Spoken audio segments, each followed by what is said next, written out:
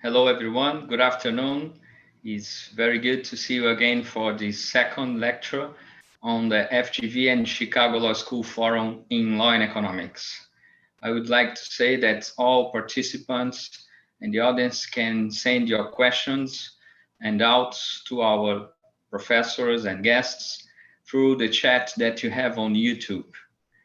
For this lecture today, we have the participation of Professor Carlos Ragazzo, who is a full-time professor at FGV Law School in Rio de Janeiro, and also the former head of the antitrust agency in Brazil.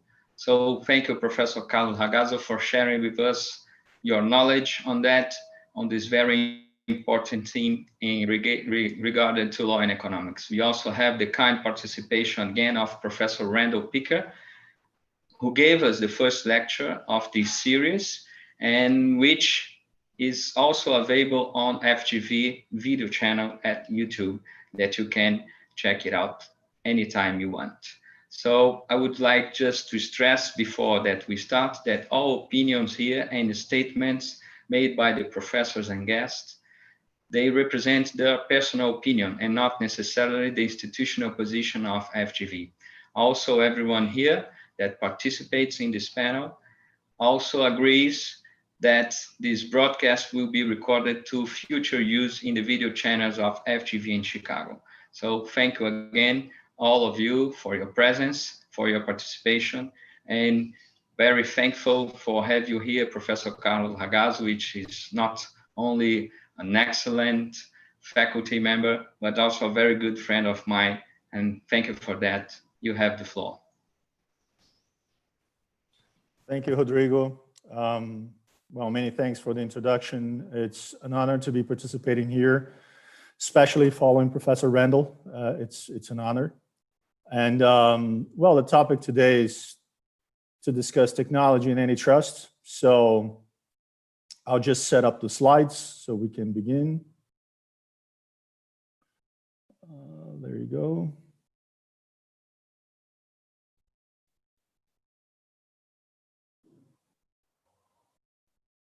Here we go. So basically today's idea is just to have a general glimpse of what's happening alongside competition agencies all over the world as they try to tackle the challenges involving technology and competition. Since this is a worldwide movement, this is something that is happening, I pretty much believe, everywhere. It's nice to have a step back and look at the challenges, how they're trying to tackle these challenges, and the initiatives that are happening right now. So there's a lot of things going on, so we have a busy schedule today. In order to begin that and to try and convey to the people at home what kind of challenge digital economies present to antitrust agencies, we do have to look back and understand about the characteristics of digital environment. This is not something easy to understand. I have worked, as you mentioned, in the Antitrust Commission in Brazil. And as I left the government, there was the beginning of the hype of new technology. So at my time, at my tenure over there was not something that I used to deal a lot.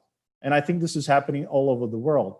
Some of these cases came to me at the time, but not that many. And I think that from 2014, 15, something like that, most of the agencies worldwide are trying to tackle that. So it's for me, it's something new just to realize that as I am reading the documents, the antitrust documents, I am reading now something related to computing power, big data, network processing, cloud-based systems. And there's a huge discussion on infrastructure, which is digital. This is not something that I envisioned, that I faced when I was back in the agency, and I stayed there for over 10 years. It's fun to see that. And the reason why we're seeing this each time even more is because this is becoming our life. There's a lot of discussions. I've just written a piece for a Brazilian newspaper saying that the impact on this jump, this major dive that we are doing now into e-commerce, into the digital environment is requiring a lot of skills that people actually in Brazil do not have as of yet. This has impact on jobs. It has impact on where the market is going, where the GDP is being, growing. So there's a lot of things growing towards the digital environment, and it's hard for everyone. So since for a few people, it's hard to understand what kind of skills they have in order to understand and be ready for that. The same thing is happening with antitrust. The same thing is happening with antitrust enforcers all over the world. People are just trying to understand what's happening and try to do their best with the skills that they have now and try to improve their skills in order to participate, analyze, and gauge what's happening now. So there's some sort of a misconception that I would like just to draw your attention, is that everything is related to R&D. So of course there's a lot of R&D, there's a lot of innovation resources being used now by big tech companies. As you can see now, the top of the chart is Amazon with, I think, roughly 50% more than Alphabet, which is Google. And you can see all the big five in this chart. You can see Amazon, you can see Google, you can see Facebook, you can see Apple, you can see Microsoft. But there's a lot of other companies and a lot of other industries that have heavily invested in R&D. You can mention, for instance, pharmaceutical companies, much like Pfizer or Merck or Roche. And you can see also automobile companies over here with Volkswagen, with Ford, so on and so forth. So this is not, the discussion is not about investing in innovation, investing in R&D. It's much more than that. So you can see that from this chart, or from this slide, that the few issues that the competition authorities are identifying as characteristics from the digital environment that makes antitrust so difficult to tackle in the digital environment. So innovation is the first one, but that happens in other industries as well. So it's not a peculiar thing related to the digital environment, much less to big companies, big tech companies. High fixed or sunk costs is pretty much the same. You've seen that in many other industries. So that results, the importance of economies of scale, and also, as we will see further on in this class, economies of scope. But that's not something peculiar to digital environment as well. You can see that in different industries. Then as we move towards my right-hand side, you'd see, for instance, no ordinary lock-in effects and different switching costs. There's a part which is a lot of people are studying, which is regarding to behavior antitrust. And that part is actually saying that no, people do not switch because of habits. But this is changing a little bit, and people are trying to accrue to that habit argument something related to switching costs, which is derived from data. And that is important for the things that we will discuss later on in this class. And as a final note to the slide, there's also some difficulties related to the fact that we are dealing with network effects. Again, as antitrust enforcers, we dealt with network effects in several markets, telecoms, payment services, for instance. But this time, I think is a bit more complicated as you deal with, not only direct, but also indirect network effects, and maybe, multi-sided platforms. But, then again, it's not one of these issues. I think they're all put together that makes it so difficult to understand. But even more so, and going to the next slide, when we're facing now this, as I mentioned before, this deep dive towards the e-commerce and the e-environment. So as you look, these are our charts from what's happening, from researches of what's happening in the United States. This is a piece that I took from the New York Times. And it's fun though, because as you see, for instance, we're changing from the mobile environment towards the desktop. So we're using less apps and more websites. That is new to me. I think that this is something which is directly related to COVID, and maybe it's not going to stick afterwards once we, we manage to drive out from this pandemic to what is to become the new normal, as people say. But on the other chart, I think there are more interesting views related to what's happening regarding, remote work apps. So maybe this is my mistake, but I have never heard of Zoom before. I have heard of Google Classroom. I've heard about Hangouts, but for me to see what's happening with Zoom was amazing, was incredible. And this is one of the main challenges related to technology. It's very hard for antitrust agencies just to guess what's going to happen. This actually, once you look back, I think it becomes easier for you to understand what happened, but to guess what's going to happen, up front, this is not an easy task. And most of the things that they have to do relates to the fact that you just have to understand what will happen afterwards. Once you connect an app to a platform, once you do not leave that alone, stand alone to become a social network by a social network by itself, so on and so forth. So to me, it's not only those characteristics that I mentioned in the slide before, but also this very difficult prediction as to what's going to happen in a given market once something changes. When I was in the US, for instance, in 2008, I went there for a seminar, and it was in the midst of the financial crisis, 2008, 2009. And then right after what happened was the sharing economy. There's a lot of things that became part of our life. So I think it's a bit too early for us to tell what's going to happen. But what we can tell this far is that something will happen, and we're diving way too deep into this digital environment. So basically, taking that into account, which is not an easy task, what happens to the competition agents as they try to tackle the cases, the analysis that they have to manage in order to address the cases and mergers, unilateral conducts, and even cartels, collusion acts? This is the thing that we're going to discuss from this point on.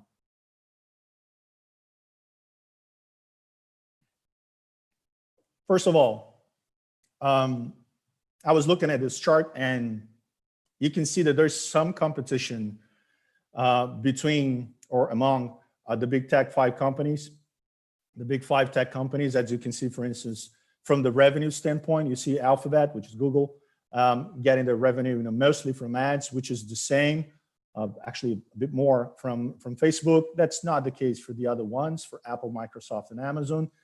But it's funny, though, because you see there's a trend that involves all 5 of them. They're trying to diversify their revenue stream. And this is something that you've seen, for instance, in apps in China, where they have e-commerce, they have payment services, and they have content. Once you see, for instance, what's happening with WeChat, once you see what's happening, for instance, with Alibaba, with Alipay. So it's kind of hard to understand the movements that they were making. But to a certain extent, once you see that they have the consumers, they have a consumer base, which is huge, and sometimes they have a supply base, which is also very relevant, they just try to accrue things to the platform.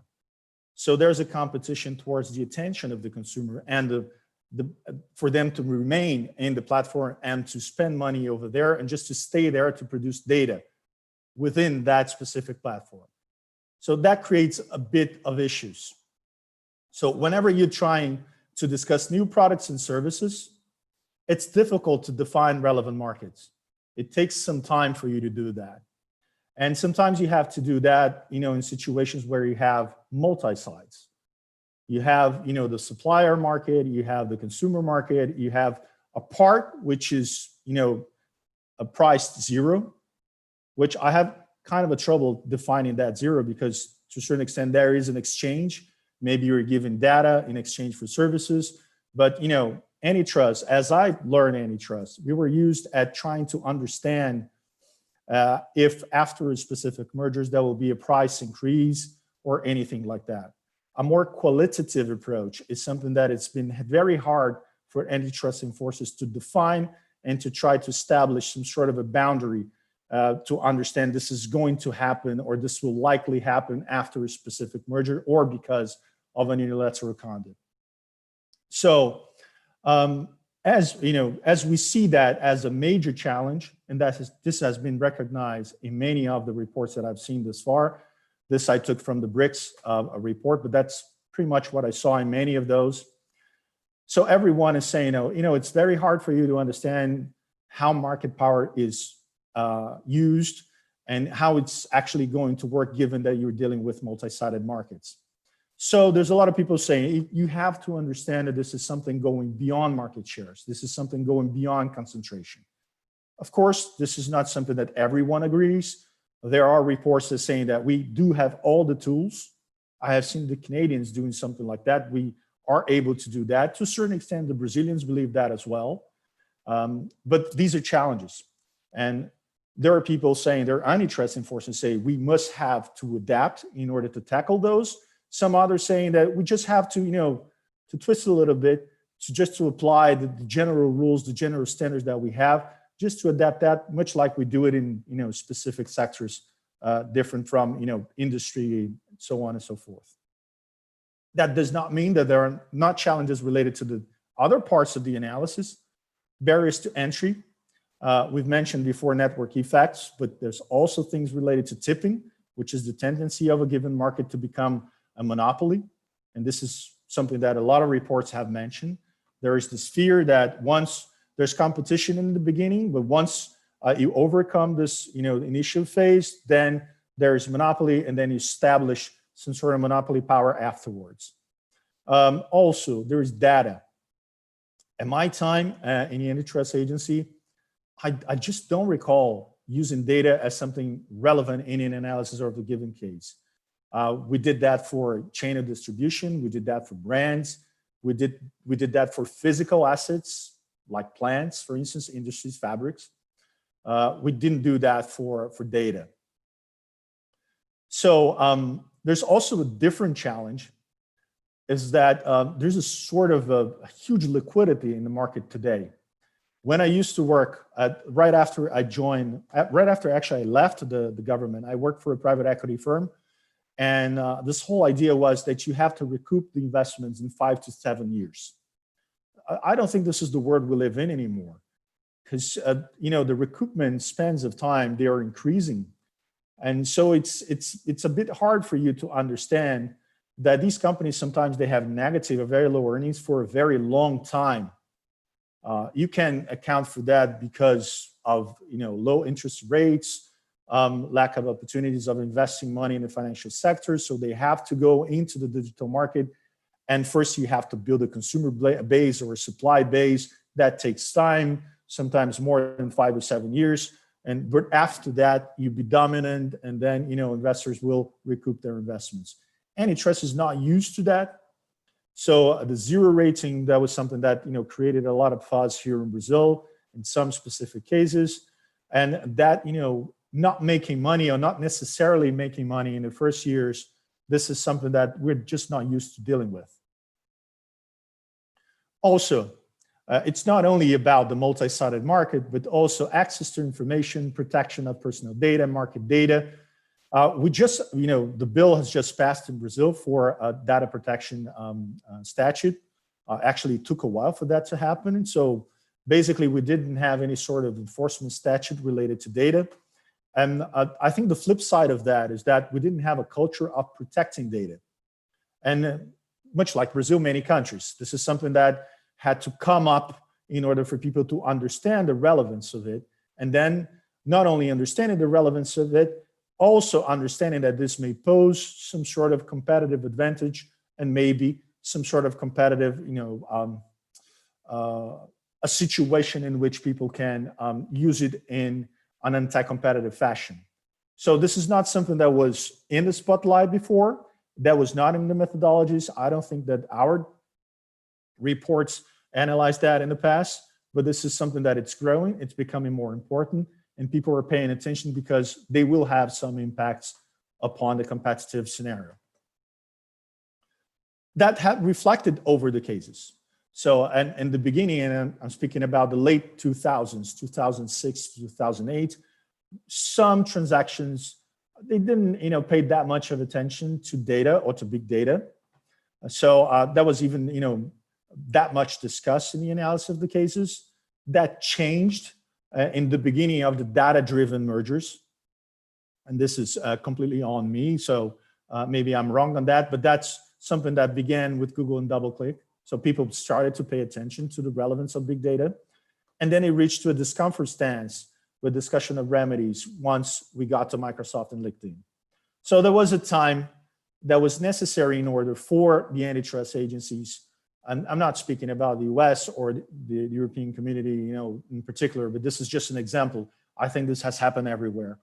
So you just have to understand that even though you're talking about content, for instance, in Thomson and Reuters a situation, you also have to understand that people had to realize how valuable can data be, and if that can be a competitive variable that you have to understand that can make a difference whenever you're merging into another company which already has big data by itself. So after this while, there was a lot of reports, international reports, discussing big data and the relevance of big data for antitrust analysis. I like this one from OECD. It's from the 2016, so it's one of the first ones that I have seen. It might be ones previous to that. So it comes to the point that it's necessary for you to define big data, so by its characteristics. So it accounts for volume, it accounts for variety, it accounts for velocity, and value, it's the result of those three things. So once you're trying to do, the amount of collected information is much more than we had before because of the digital environment, and also because of our switch towards the mobile usage. Because now, every time that we are connected to our cell phones, we are producing data, we are producing information, which to a certain extent accounts for preferences and choices. This is the kind of information that did not exist before because it was not produced before. So to a certain extent, it makes sense for the antitrust agents to take this while in order to understand why this is now relevant, and maybe this was not as relevant before. Not that it wasn't relevant, but that it's not as relevant as it is. So right now, you can also understand not only personal data, which is age, maybe address, gender, but also transactional data. What do you want? What are you looking for? What do you want to buy? What sorts of things, what kind of credit you're taking, what kind of investments you're making, and also the velocity. You can take that, as you go. And I am a bit afraid of, how much time I spend in those platforms. It's every now and then I look at, I have a specific app that, makes me aware of the time that I spend in those platforms, and I'm always amazed at the time that I spend there. And it actually has become some sort of an instrument of work. So I do a lot of things with my students over WhatsApp, which is something that, people use it a lot in Brazil. And also when I'm trying to, talk to some sort of a consultation issue, everything is exchanged by WhatsApp. So it's different. It makes sense to study this now, and it's not that easy to understand. So there was a time 5 to 4 years ago in which people took some time to explain why big data is something as relevant and maybe more in the digital environment as distribution chains, as brands, so on and so forth, all these other variables that we have to analyze when we're dealing with antitrust. So basically, people became aware that some of the companies, they do compete for data, and that might lead them to a dominant position in the market. So once you see, the user's preferences and characteristics and choices, then you're able to profile technologies, and you can be using micro-targeting and geotagging. This is something new. This is not something that it's happening, when I first started studying antitrust. So this is why it took some time. This is why people have to build capacity in order to understand that. Also, going on to different challenges.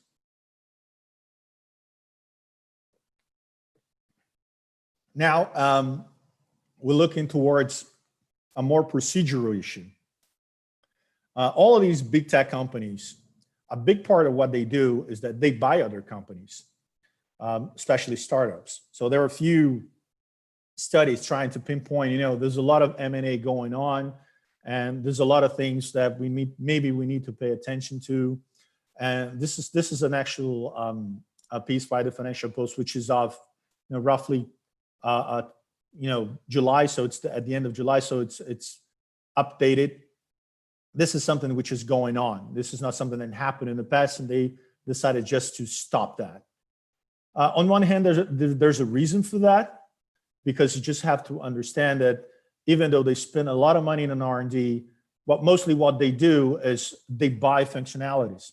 So there's a whole ecosystem in the world which is developing new functionalities, new technologies that can accrue to a specific platform and be transformed into something else. So this is something which is happening. At one time in my career, right after I left the government, I worked for a startup developing educational websites. And then I realized how this happened. Sometimes you just build for people to buy you, to draw attention from bigger platforms and to be bought. And sometimes you just want to make it on your own and just create your own platform and grow. The fact of the matter is that it makes sense for bigger companies just to be able to buy this technology because it's very expensive to develop. And I'm not saying that they spend not that much money on R&D. They do so. I just showed you in the previous chart in the beginning of this presentation. But there's a lot of fun things to pay attention to. And I took some time and I looked it over in Wikipedia. There's a list of mergers. And I took, for instance, Facebook. There are many, many, many mergers. And as you can see from the columns, there's a part which is, I don't know, maybe an easy guess that it would happen in this column, that you have the name of the company and the name of the business and the business in which the company was rendering services into. But there are other parts which is very important. First one is the location. So you'd see, for instance, since the very beginning, most of these companies were in the US. As we go and move forward, other geographic locations come into place, Canada, Israel, and this is now happening in Brazil as well, because you see a lot of M&A activities over here as well, involving startups. And also there's a part which is on the last column, which is the talent acquired. And that's something very relevant for us to bear in mind, because since we're changing the growth of the market towards services and digital services, now human resources have become very relevant. I'm not saying that it wasn't relevant before, but it's way more relevant now. So it's no coincidence that there's a lot of investigations involving no poaching agreements, and you were discussing anti-competitive measures involving people rather than plants and brands, so on and so forth. So it's understandable that this is changing, and sometimes you're buying the technology, sometimes you're buying the functionality, sometimes you're buying the person and the ability of that person, that specific person, to develop something else. So this is something new. It's not easy for regular antitrust people to understand that this is going on, and then it makes sense. It's not to say a priori or at first that this is anti-competitive or even pro-competitive. This is just a fact. This is a trend which is going on. There are many, many, many. And in the midst of it, it's funny though, because you can see Instagram, which we'll discuss it further. One of the challenges, we're reaching the end of the challenges, but one of the challenges is that this is not only happening with big tech, but also happening with traditional sectors which are entering digital environment. So this chart I took from 2018. It's related to mergers in the education market. So it has data from 2015 to 2017. It's not easy to see in this chart, but I'm going to explain it to you. So basically, you see way more transactions involving techs, media content and tech functionalities for both K-12 and professional training. I would add up higher ed as well, because that would apply as well. And they're buying, at least comparatively, fewer institutions. So right now in Brazil, for instance, most of the complicated, complex transactions, complicated mergers, they involved the acquisition of institutions. And I too, in the education market, I do believe that it's still the same. But I see a trend in changing, because they're trying to buy not only the institutions, which has reduced to a certain extent, but also technology. So what you see is that, and I can give you a few examples, not from Brazil, from elsewhere, there's a lot of functionalities that people buy. So there's not only the big techs that we see for those platforms with Google, with Apple, with Microsoft, Amazon, so on and so forth, but there's also the traditional industries moving towards this digital environment. So you see a lot of those, they're buying technology, they're buying functionalities, they're buying people. They're buying people. They're buying people that can change their inner culture and try to be able to compete in this new world. And I took this example because what's happening for us, this program, this University of Chicago program and this FGV program, I believe that we would be having this, in Chicago or at FGV, and not online. But because of COVID, we tried to develop these initiatives, and we had to switch to a digital environment. So we're doing it now. So it makes sense for us to improve that and to make this experience that you're having now at YouTube or whatever other app that you're using to watch us at this very present moment, to improve your experience. So this is what platforms are doing, and they're buying a lot of startups because to develop that, it's expensive, and maybe you're not as successful as people doing it, in different scenarios and in different places, and even worldwide, not only related to the specific country, but since these are functionalities, people might, discover something in the US, in Canada, in Israel, in Australia, and be very useful here in Brazil.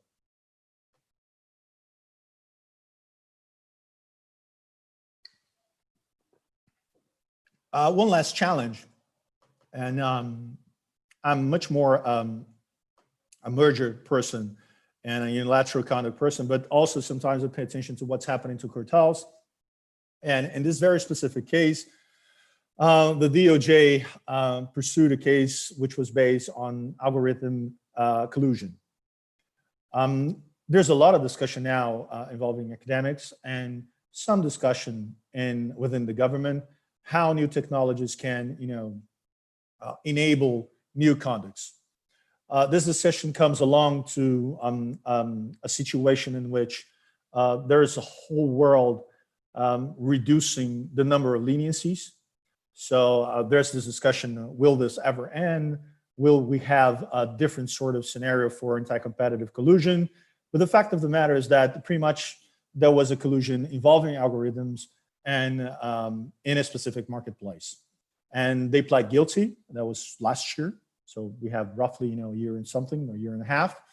I'm not sure how this is going to improve. This is something that's going to become a trend, or people will just analyze the potential, the anti-competitive potential of algorithms without that specific explicit collusion.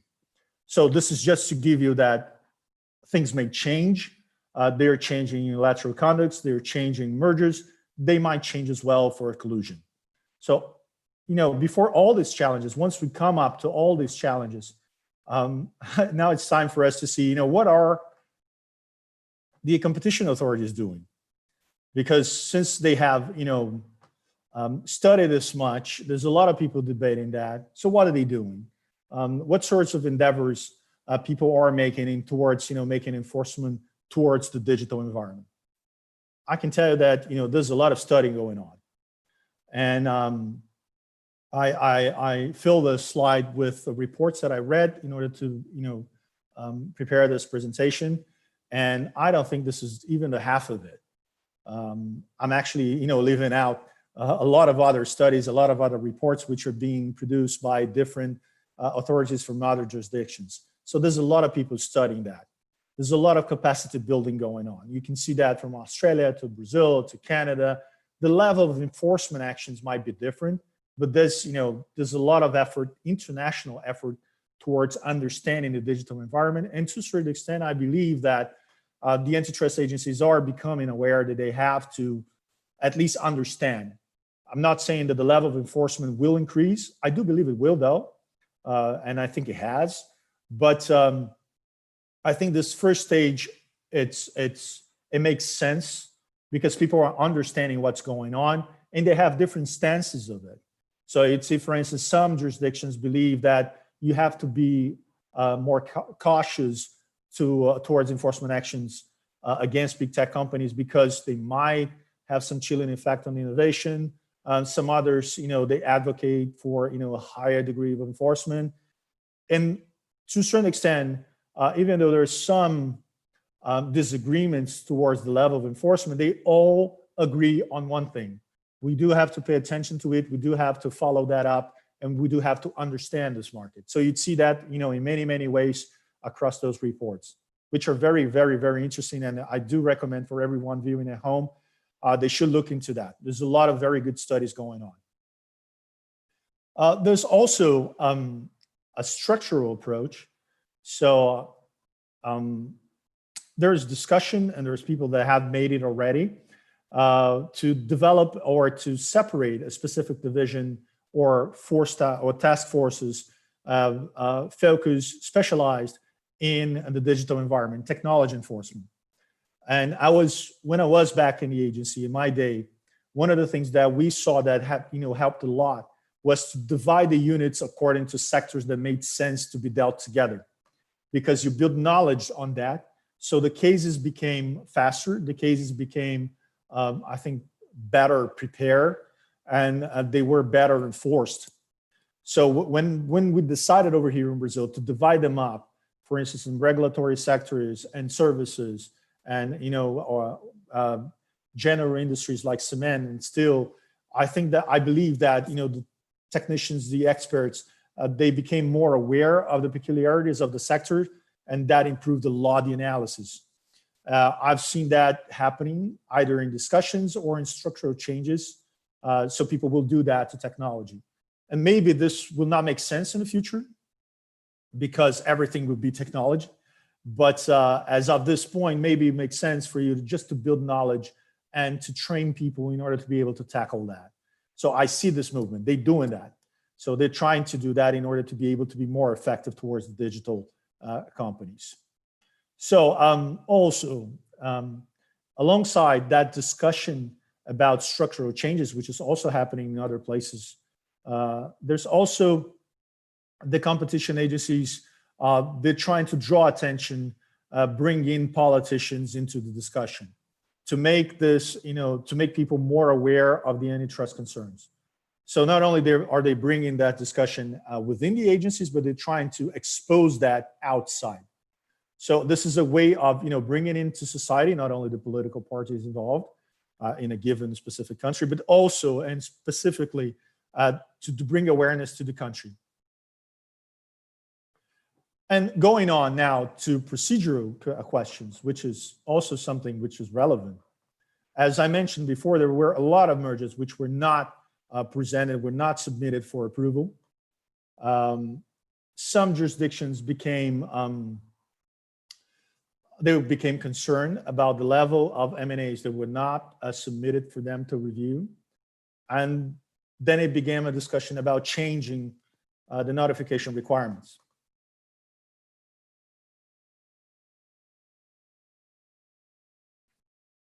One of the examples that I saw towards that initiative, towards that change, was Bundeskartellamt, the German competition authority.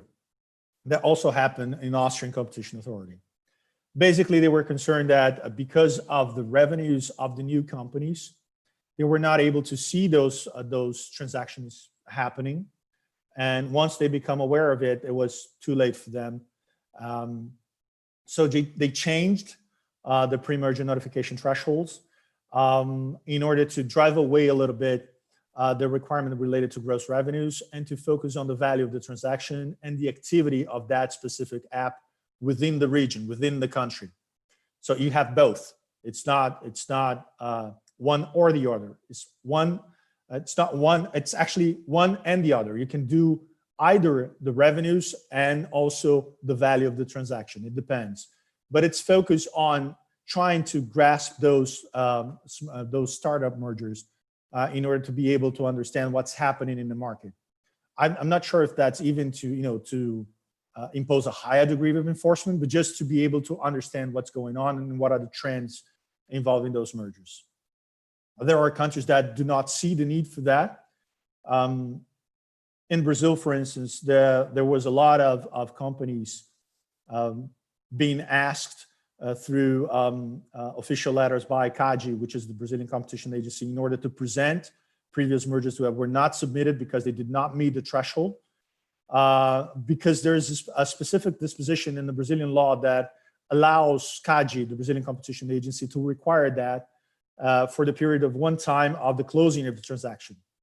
So at least in Brazil, what I've been seeing is that they're not looking necessarily to change the transaction thresholds because they have this some sort of a leeway in order to request those closed transactions for the period of 1 year from the closure of the transaction. So, but what you see, and altogether is that they're becoming more aware of those specific transactions, and they are creating mechanisms or using mechanisms in order to see those transactions and to be able to gauge what's happened competition-wise. Also, this is something very interesting and relevant. I saw, and this is an initiative from the CMA, the British Competition Authority. They have requested, they have hired an ex-post assessment of merger control involving decisions in digital markets. They have reviewed all those five: Facebook, Instagram, Google and Waze, Priceline, Kayak, Expedia, and Trivago, Amazon and the Book Depository, to make an assessment on whether they got it right or they got it wrong. Then again, I think this is a very it's something interesting, but very difficult to do because you're looking at the past and the level of information that you had back then. So for instance, for Facebook and Instagram, part of the analysis drove to the conclusion that at the time, people undermined that Instagram could become a social network and undermine the level of success that Instagram would have once connected to the platform from Facebook. So I do believe that this is very difficult to do. I think there might be discussions towards the future in order to be able to understand, one, if this is a bad thing, two, if this is something that we should prevent, and three, how to do that in order to not discourage transactions which are actually good for the market. This is not an easy thing. So the Facebook, Instagram was pretty much a discussion of what would the impact be like. And Google Waze was more towards how Waze could help Google become an even more dominant player in the market. So I do believe that this is an instrument very interesting, because to look back and to see what happened and whether you get it right or get it wrong, it's also something very relevant for the future, even though I think it's very difficult to do that at the time being of the analysis of the transaction, especially when you're dealing with something new. Maybe you had some studies saying that people were switching from text to photos, and maybe the next big social network would involve mainly, or the majority of the times, photographs rather than photographs or videos rather than text. I mean, I'm not sure if the relevant was privy to that information back then. I'm not sure if outside the specific companies that was something that people were privy to that. There are also new theories being tested, theories of harm. There's a case, and I do believe that this is still going on, involving Google and Fitbit. Fitbit is a wrist-worn wearable device. That one of the analysis being made, I'm not sure if this is only in the ACCC in Australia, but also in different places, was involving the possibility of a killer acquisition. The whole idea of you to buy someone or a specific company with the purpose, with the intent of not permitting them to become an effective competitor towards you. So you just kill the potential competition through a merger. This is also something very difficult because maybe a very high percentage of the acquired products, they're shut down just after the transaction. So this might happen because you're just buying the talent, or just because you just connected that and it's not a standalone product anymore in your platform. So there might be different stances in that position, but this is something that is being discussed and tried out as we speak, because there's concern that people are just using M&A in order to kill potential entrants, in order to kill potential markets that might actually compete with you just for the attention or even in your specific market. This is going on. I believe that this decision will come at the end of 2020 this year. So, but this is not an easy theory, and I'll actually be looking forward to seeing what's going to be the final result, the final decision from the ACCC on that specific merger. There's a lot of discussions on whether there should be reversion of the burden of proof. So companies that are considered to be super dominant would have to demonstrate that the mergers are pro-competitive. For anyone and everyone involved in antitrust, people would have to understand that it is the government's job to do that today. So they would have to establish a theory and then prove that theory in order to block a merger or to even to convict someone of an unilateral conduct. And there's a bit of discussions on whether it would make sense to change that in order to, impose on the big companies a different sort of burden of proof. I've seen that in discussions involving the European Commission, from the European Commission. Not an easy task as well. And there's also new theories related to new types of cases. And that's a good example of the case involving also Germany against Facebook.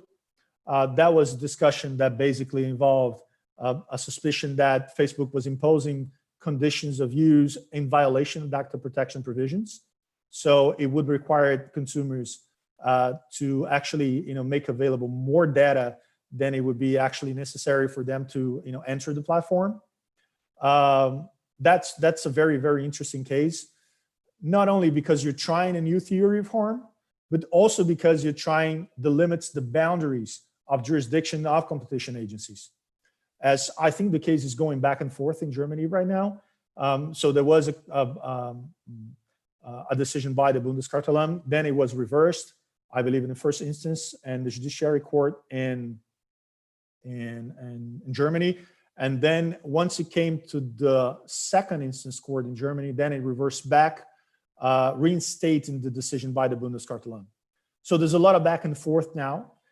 People are trying, and authorities are trying their jurisdiction boundaries. So it's very interesting to see how this thing's going to play out. And maybe one of the final discussions that I would like to have with you today, not reaching the exact final, but running towards the end.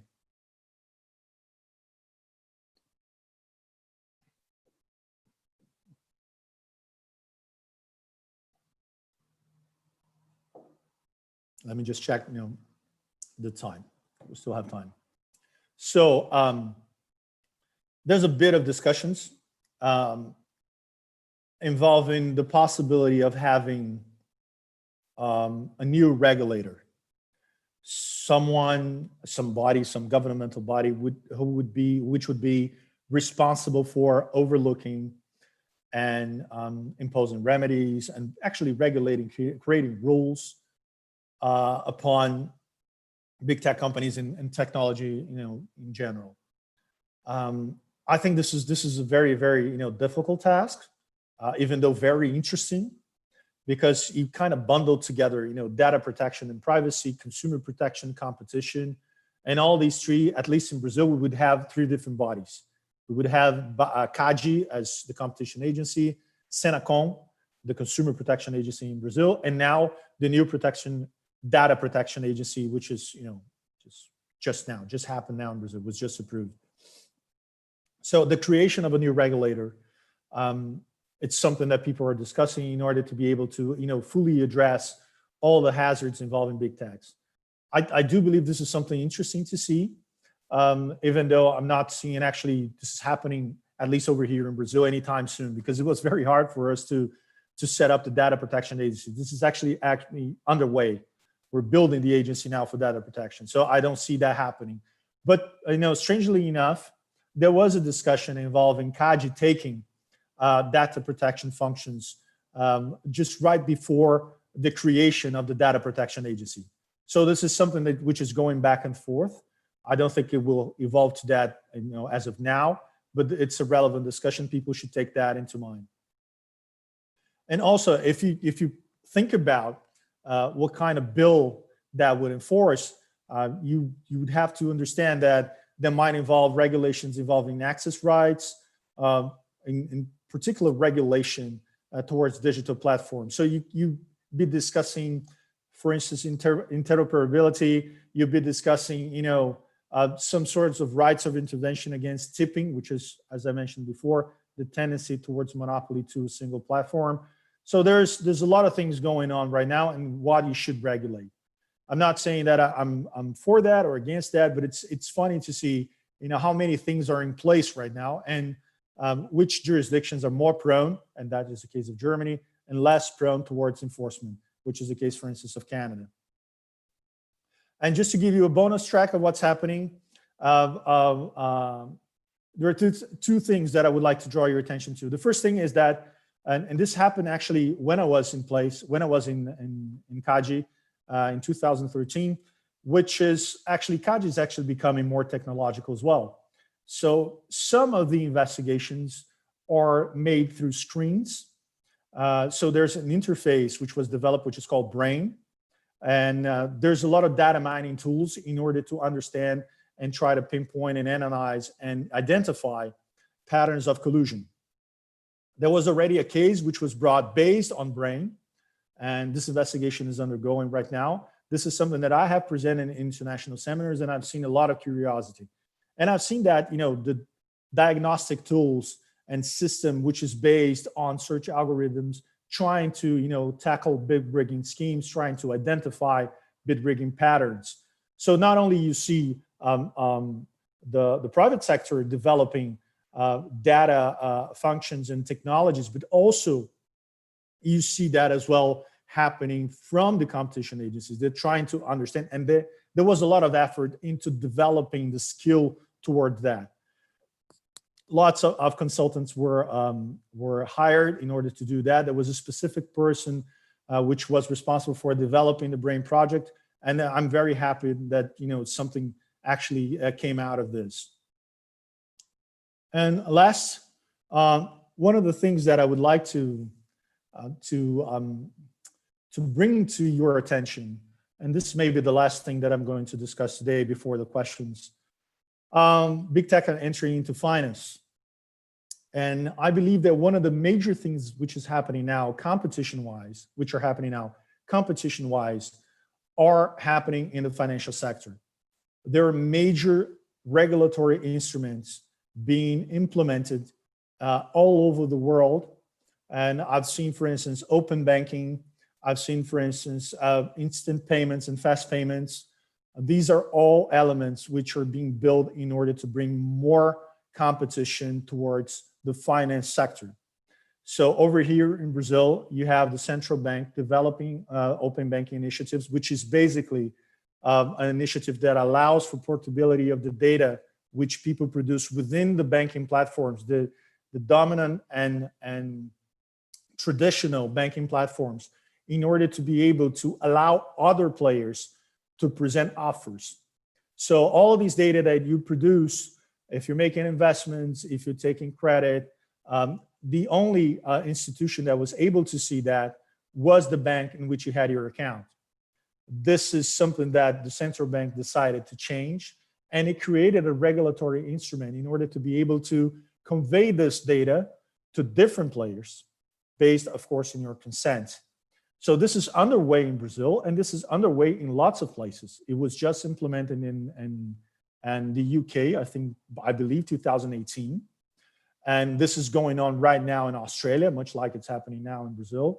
So this whole idea of bringing new competition is happening through a regulatory instrument, which is not based on the antitrust enforcement agency's initiatives.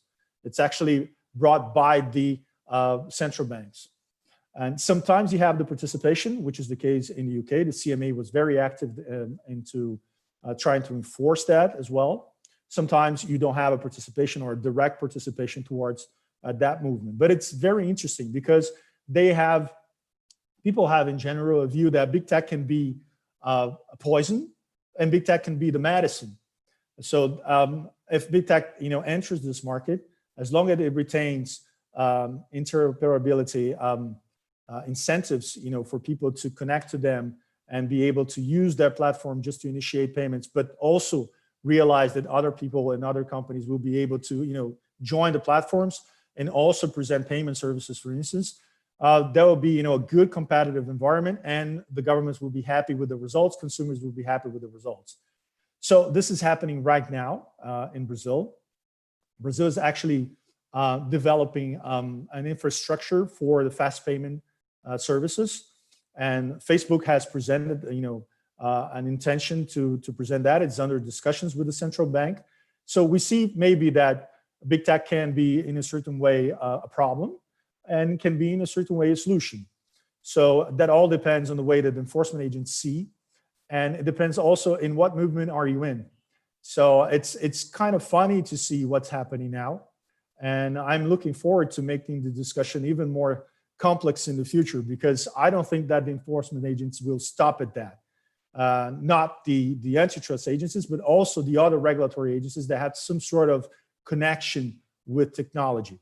With, I think it's the telecoms, content agency, Ancine in Brazil, and the financial sector. I am actually studying a lot of what's happening in e-commerce and content regulation and also fintech regulation, because I believe that many things related to competition will arise and accrue to the discussion from these scenarios, not only for antitrust enforcement. But today the idea was just to give you what's happening all over the world, from my standpoint, and also give you, this very, small hint at this movement which is happening now. Pay attention to what's happening in the financial sector, because there's a lot of competition movements which are relevant going on at this very moment. And I truly believe that something in the future will change, and in the near future will change. And what we see today as banking will not what we see tomorrow. So pay attention to that, because this is something very relevant and very important. I would like to, thank you all for, paying attention to what I've said, and I'm open to any questions that you might have. Thank you. Well, thank you very much, Ragazzo, for your explanation, sharp on time. I would make an observation that's true. The intention was to have this forum presentially, face-to-face. It would happen in São Paulo, but we decided to have this teaser. This is a series of webinars. We have 4 weeks, 3 weeks ahead. And just to give a taste that what we intend to promote next year's, the idea is to have an annual forum together with FGV Direito São Paulo and Chicago Law School and FGV Direito here. I would like to thank my colleague Maria Lúcia, who is the Associate Dean for International Affairs at FGV Direito São Paulo. So the idea is to have this kind of discussion every year, sometimes in São Paulo, sometimes in Rio, and maybe in Chicago as well. We would like to bring the discussions of law and economics, such hot topic nowadays, that we would like to address even more. I would like to just remember all the attendants that you can send your questions to our panelists through a link in the Slido, through the chat in YouTube. There is a link that you can send your questions that will be answered by Professor Ragazzo. And then I would like to invite now to propose that Professor Randal make maybe have a few comments while our audience still sending their questions to Professor Ragazzo and to you as well. So thank you again, Ragazzo. We still have some minutes ahead, and let's enjoy the discussion. Thank you. So that was, I love looking at someone else's slides. Those slides were so good. That was just terrific. And what you said about a talk about what's happening all over the world. Wow, did you deliver that? So that was really fabulous. I really enjoyed all of that.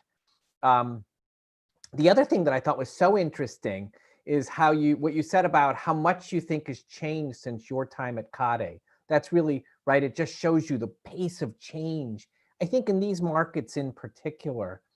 So that was interesting. I guess I wanted to ask a question a little bit about data, maybe. So you mentioned the Google Fitbit merger. I think you're right to say that's such an interesting situation.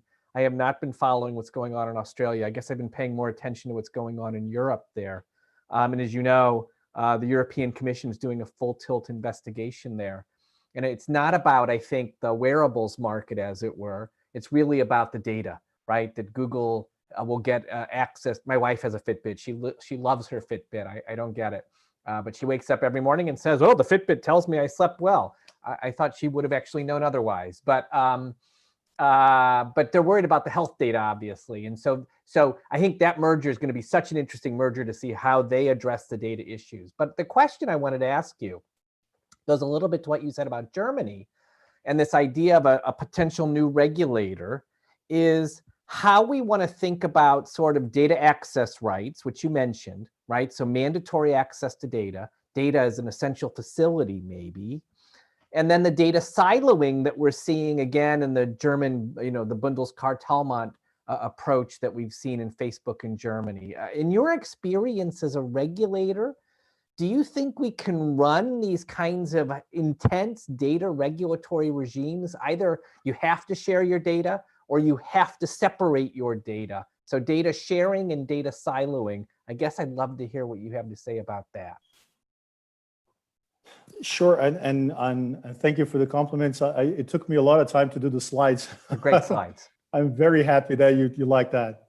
As I've been following what's happening with the financial sector and the kind of imposition that they're making towards portability of data, I think this is the best example all over the world because it's happening everywhere, and not necessarily it's happening faster than that people expected. I think it's taken longer than people expected in the beginning, but that's maybe because it's complicated to do that, because you have to separate the kinds of data that are portable from those which are not.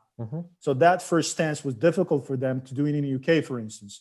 This is something that I have studied a lot.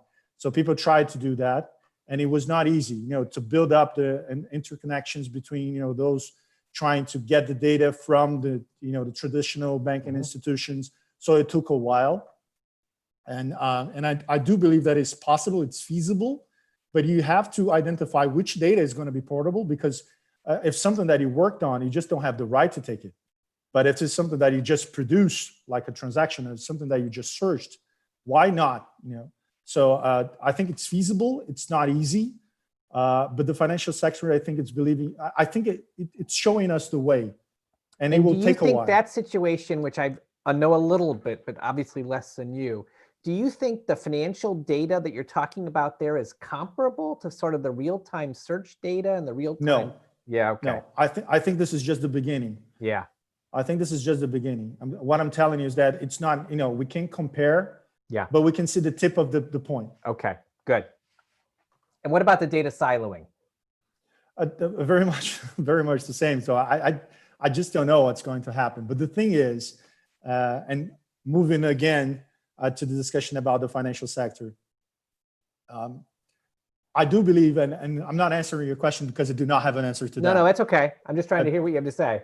Yeah, but just to give you an example of what I've been seeing, I truly believe that people are understanding that data is something, and data in general, this is something that will become more relevant. So, and then remedies will have to be devised in order to be able to address that. So as of now, it's not going to be easy to do that. It's not going to be easy to do that, but I think the financial sector will be the first step. Then you'd see what's feasible and not feasible, and what kind of requirements you have to be able to devise in order to transfer that. But that, okay. I don't think it's going to be easy, and I don't think it's going to be, fast. I'm going to ask one more question. I'm going to stop and get out of the way. Do you think governments will be good at that? Oh, did we freeze? I'm frozen. I'm going to get out of the way. Go ahead.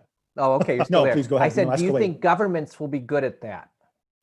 That's really a question on what kind of government, because there are governments that are investing a lot in understanding and building, knowledge upon that, and maybe not, because what I've been seeing again with the financial sector is that they're trying to, convey part of the discussion towards auto regulation. So the main issue today in Brazil is, leave these people to fight each other and create some sort of an interface in which they're going to exchange data and create the rules towards doing that. Yeah. So the government can do some sort of what we call an assisted auto regulation. So they can push people into doing that, but not do that by themselves. Yeah. So this is the sort of things that which I've been seeing lately. So I have to wait up on the results, though. Okay. Thank you so much. I thought it was a great talk. Really enjoyed it and love the slides. I'm going to turn off and let you talk to other people. My pleasure, Randal. It's an honor. Thank you, Professor Randal. Well, we have a few questions, Ragazzo, from the audience, and I will ask a favor to Mrs. Thais, who is helping us with that, so she can deliver the questions to you so you can answer. Thank you. Hi, Professor. Hi, everyone. Our first question is from Giselle, but also an anonymous sent a similar question. She says, given the characteristics of the internet without borders versus the jurisdiction model still prevalent in much of the world, territorial, the professor understands the need for a global antitrust body, as M&A operations may involve data from different countries, from those at corporate headquarters. Wow. Well, I have never thought about a global antitrust enforcement agency. What I've been seeing, from my time in the agency and afterwards, is that there's a lot of global cooperation. If you look it up, you'd see, for instance, there's a lot of discussions going on, not only in OECD, but also in ICN, International Competition Network. But this whole idea is not to have a global enforcement agents, but also, and more especially, just to pinpoint and trying to understand what are the best guidelines applicable to a specific agent.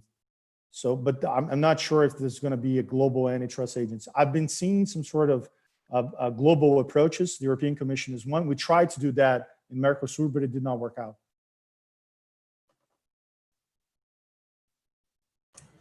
So I guess we can go to the second question from Alex. He says, how do you see the overlapping market between CADE and the central bank, especially considering the PIX system and how the government is the one developing the technology to the financial market? I think that the first time that CADE and the financial sector decided not to fight each other and try to collaborate, I think they established a very good relationship. But most of what's happening now is under the central government wings. So what they're trying to do now is just establish a new infrastructure to allow fast payments. This is on them. And there's also the Forum PIX, where, as I mentioned before, there's this assisted auto regulation, which is happening to open banking. This will happen as well for the payment system. So I truly believe that this is more on the central bank to try and enforce this competition endeavor. And I believe that CADE will be responsible for avoiding some sort of anti-competitive issues that might arise in the market. That has happened in the payment system market, and CADE was very relevant in order to be able to enforce non-exclusivity and interoperability in the payment system market in Brazil. It was very relevant at a specific time, and then it switched to regulation, and now it's under the central government, the central bank. I'm sorry. Thank you very much. And for now, we have our last question. If anyone wants to send another one, I think we still have time. But Leonardo asks, the European Commission is already combining tax fines with antitrust enforcement. What do you think about that? Tax fines with antitrust enforcement? No, this is way too complicated for me to answer. I just don't have an opinion on that. What I've been seeing is that you have to be, I think there will be a time in which people will try and understand what is the best enforcement action and what is the best regulation upon the digital environment. We're still trying to understand what's best and what's not. I'll take a rain check on this one. Okay, so I think Luciana has another question. What sort of urgent measures are required if these mergers are just paving the way to what we'll call state as their version of China's level of control? Come again? What sort of urgent measures are required if these mergers are just paving the way to what we call state as our version of China's level of control? I think she means more regulate. China has a regulation that's very strong. Okay, I see what you're getting at. Well, first, it's this, as I mentioned before in my presentation, this is not a unique stance. Not everyone is advocating more enforcement actions. It seems as though you need more, but when I say more is maybe more visibility of what's going on. So what you're seeing is already happening. You see Brazil requesting transactions in order to understand the movements that are being made in M&A. You've seen, for instance, Germany and Austria changing the notification threshold. So I think that the first stance is to be able to understand more what's happening. There's a different stance, and I think that the European Commission may be the leader in that stance, which is increasing the level of enforcement. But it's not at all clear which is which. I think that it will. I don't think that we're getting to a point in which there'll be a lot of enforcement and no reason enforcement. I think everything is being made, with caution, and it will evolve naturally.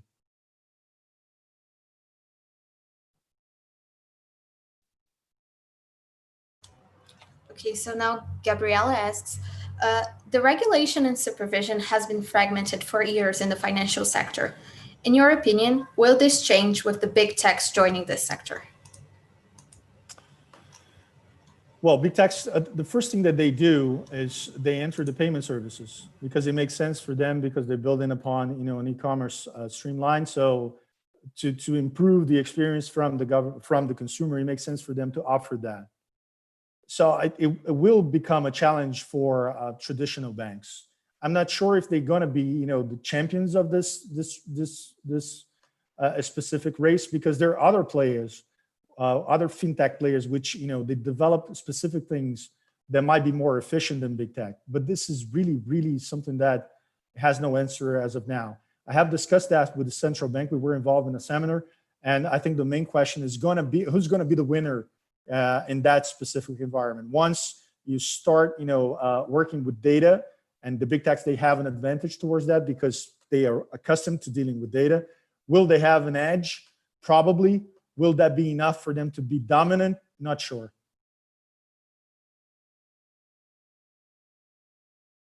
And for now, this is our last question, I think.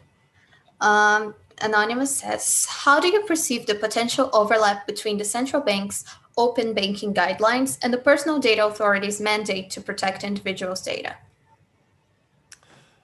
There are a few difficulties involved in that because there might be different requirements according to the Brazilian data protection law and the open banking data protection. So that has happened in the UK. There was, that has happened in Europe, in general. There's, GDPR and PSD2, they had different requirements involving, data. So that has created a bit of a problem. But now that we have an advantage because we're coming after that. We saw the problems that happened in the UK. We saw the problems that happened in Europe. So it makes it easier for us to try and fix that. And also, I don't think that it will take some time for us to have a proper enforcement data protection. I believe that the central bank requirements will come faster than the data protection agency. So it might be a problem, but everything leads to the fact that it might be less than it happened in Europe. Well, Ragazzo, I think we have finished the questions. I would like just to thank you again. Would like to thank Professor Randal to be here, Maria Lucia from São Paulo for all the efforts that we are bringing together to organize this series of webinars. Thank you again. And I would like to give the last words to you, Ragazzo. And once again, just restating that we are a huge fan of this project. Together with the University of Chicago, we are pretty honored to have this initiative together that we really intend to have it for the coming years. Thank you. Thank you again, Randal, Maria Lucia, and Ragazzo. Well, thank you again for putting this all together. It's an honor to speak after Randal. I'm really not sure if I did a good enough job, but the thing that I do have in mind is that we have to do that over there. We have to be present in Chicago to do that, in person, because I'm quite it has been enough with this pandemic. We have to evolve that. Even though we have to pay attention to the health issues and we have to take that into account, it would be my pleasure to go there and to be able to discuss that in person with Randal and also with you, Rodrigo, a good friend of mine. So we have to travel together. That would be lovely. I'll just give the last reminder that we are together next week again on Tuesday. The next topic for the next two lectures, it's why Do constitutional rights matter? We have Professor Adam Chilton from Chicago Law School on Tuesday, and we have Professor Tomás Pereira from FGV Direito Rio on Thursday, 5 p.m. Rio and São Paulo local time, and 3 p.m. Chicago time. So I hope we see each other again next week, continuing this program. Thank you. Thank you very much, and good afternoon for all.